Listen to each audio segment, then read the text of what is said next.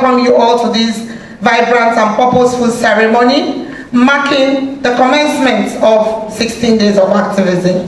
The global campaign promoted by the United Nations and driven by the dedicated civil society organizations around the world. It is a clarion call to end sexual and gender-based violence, particularly against women and girls. This year's theme, towards 30 years of the Beijing Declaration and Platform for Action, Unite to End Violence Against Women and Girls, emphasizes the urgent need for renewed commitment, collaboration, and unwavering resolve to end violence against women and girls while supporting survivors of gender-based violence here in Abia State. In line with the commitment, we have taken deliberate steps to amplify our advocacy. Radio jingles, videos, and electronic flyers have been produced to spread our message for far and wide, ensuring that no corner of our state is left untouched. Earlier this week, like I said, we began with an advocacy visit to the Commissioner of Police, where we strongly emphasized the need for decisive action against gender-based violence. Today, we have come together to work in solidarity, raising awareness, strengthening advocacy, and sharing innovative solutions to tackle the menace. On the 10th of December, we will have a gender-based violence summit with stakeholders, critical stakeholders in the state, including the Executive Governor of Abia State. We have also reviewed the VAP law and are working on translating it into Igbo and Pidgin English to help our people better understand their rights and protections under the law.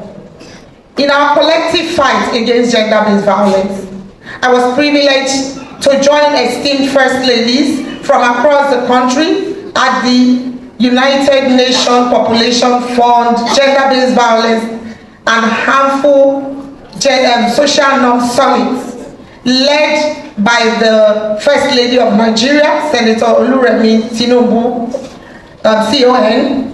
Together, we signed a compact with the United Nations Population Fund to dismantle harmful social norms and tackle the pervasive issue of gender-based violence. Ladies and gentlemen, gender-based violence in all its forms is a great violation of fundamental human rights. Whether it manifests as domestic violence, female genital mutilation, child marriage, sexual harassment, or human trafficking, it dehumanizes individuals, especially women and girls, and stunts the growth and development of our communities. Yet, in the face of these challenges, women have shown remarkable resilience and strength. Their courage inspires inspires us every day to do more. As the wife of the governor, I am committed to building a future where women and girls in Abia State can thrive without fear.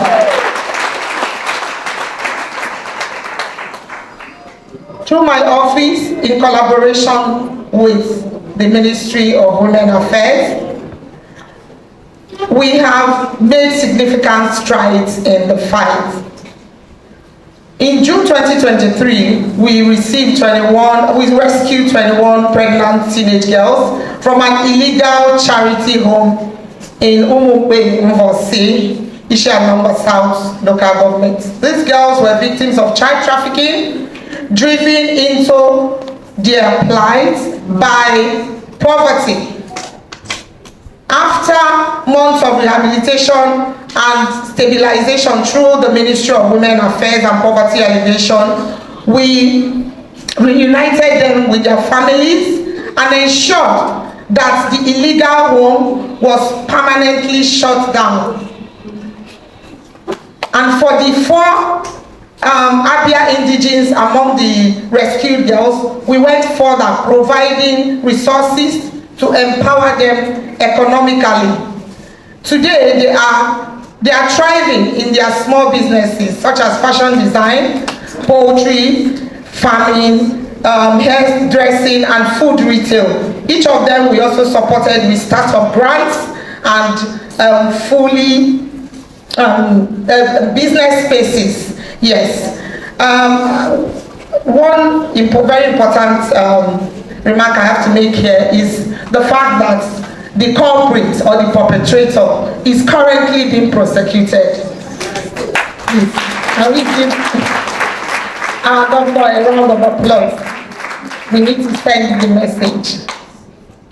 In March 2024, we also uncovered another baby factory in Aba, housing about 16 pregnant teenage girls.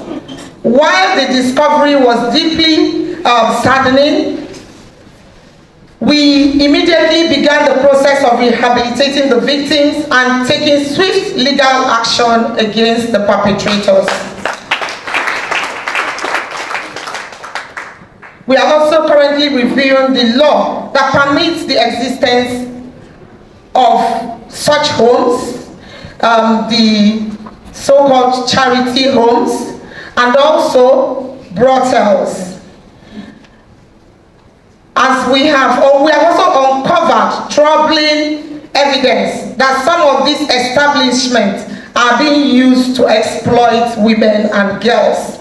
In particular, we are investigating a case involving a certain brothel where vulnerable underage girls are sexually exploited and treated as money-making tools. And they are not even compensated, they are not even paid, you know, which is very, very sad. So once our investigations are concluded, we will take decisive action to address the grave injustice. We have also successfully arrested in the past a pastor who was found violating his own daughter.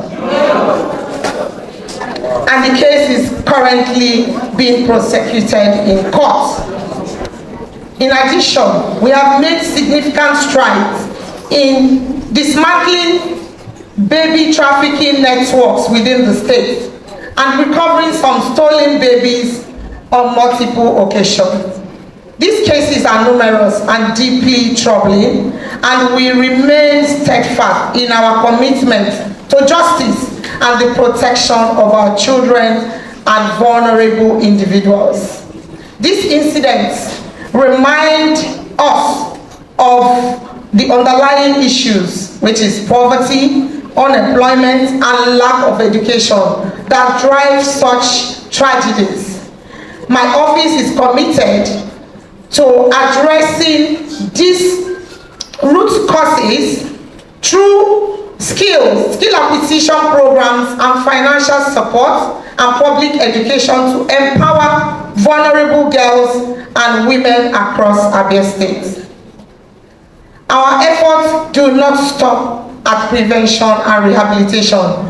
We have to ensure the prosecution of the numerous cases of gender-based violence, including the tragic case of Amarachi Oguchi, whose husband attempted to gouge out her eyes.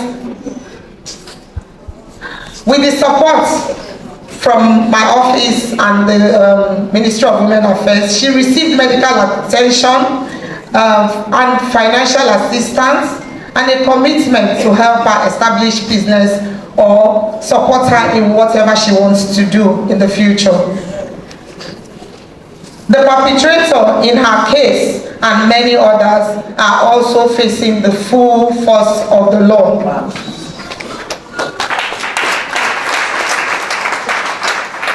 Let me reassure you all that our government has zero tolerance for gender-based violence. We are also going to strengthen the committee responsible for protecting vulnerable groups and ensuring that justice is swift and decisive. I must also mention that there is also work on GBV in the state. We have the desk officer of the GBV unit at CID headquarters, who is working very hard, I know, and that she's going to speak to the work that they're doing as well. And we also have the chief magistrate in the state for a GBV court, which is very good. So what we just need to do, we have all these things in place. We just need to work synergistically with the police, the first responders, and the justice system to be able to succeed. That is very, very critical. And finally, we have begun the process of also reaccrediting all motherless babies home in Abia State to prevent the misuse of such facilities for illegal activity. This step is crucial to safeguarding the dignity and future of our girls. Together as a people, we must unite to eradicate gender-based violence and the scourge of baby factories and empower our women and girls. So I call on you, my dear women, let us join hands to build a safer, more inclusive and more prosperous Abia State that will be free from gender-based violence. Thank you very much, and God bless you all.